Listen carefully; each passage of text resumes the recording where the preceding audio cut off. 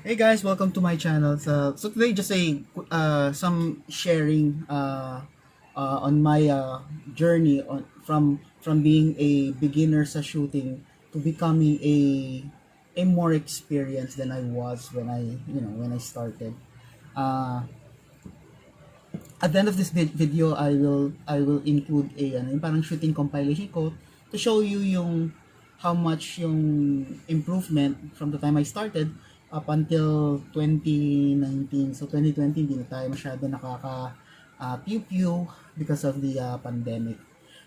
So what I'd like to talk about is for any new shooter, the first thing you need to do is when you were trying out shooting, very first thing you'd like to do is to have fun. Yun naman ang gusto ng lahat, di ba? Yung medyo ma-disconnect from the stress, from work and all those stuff. Kaya sila naghahanap ng hobby, and it turns out sa atin is more on shooting.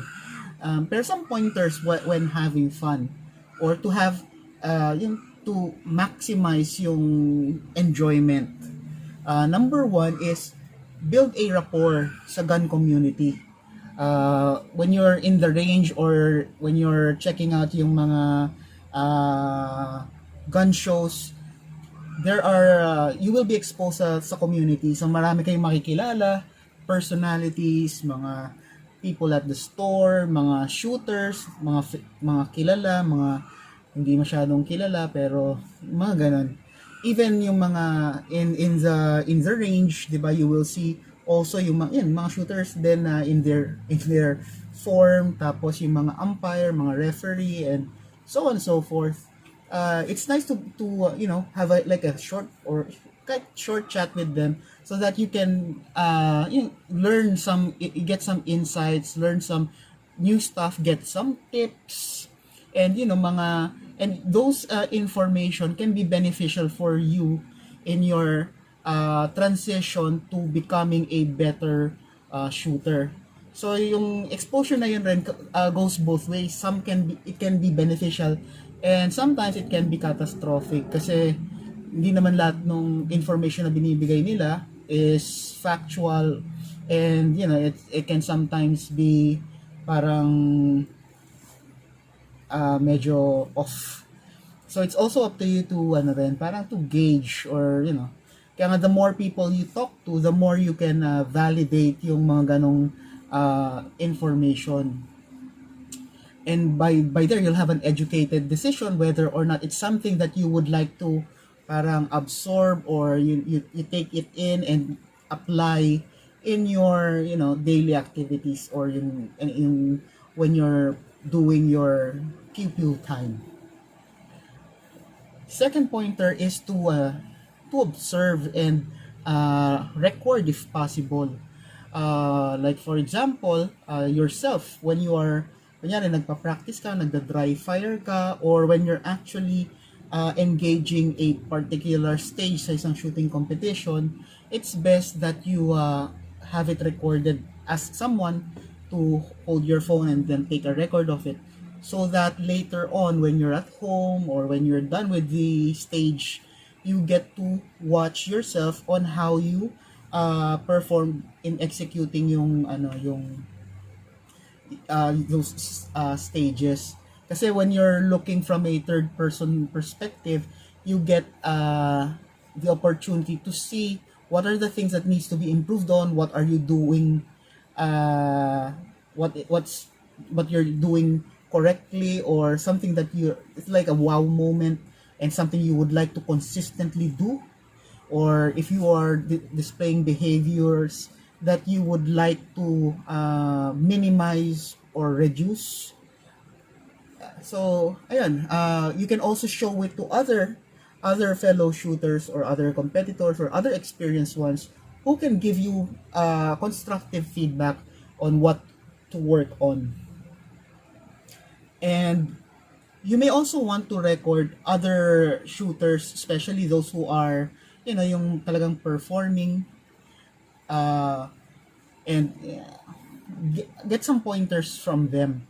Like for example, if you notice that this person finishes a stage quickly, you can evaluate their what they're doing if you have a video, because you can always hit the replay to see what they are doing, that makes the stage look very easy to complete or to accomplish.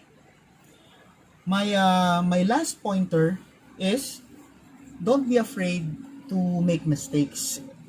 uh when the more you become conscious on, what not to do,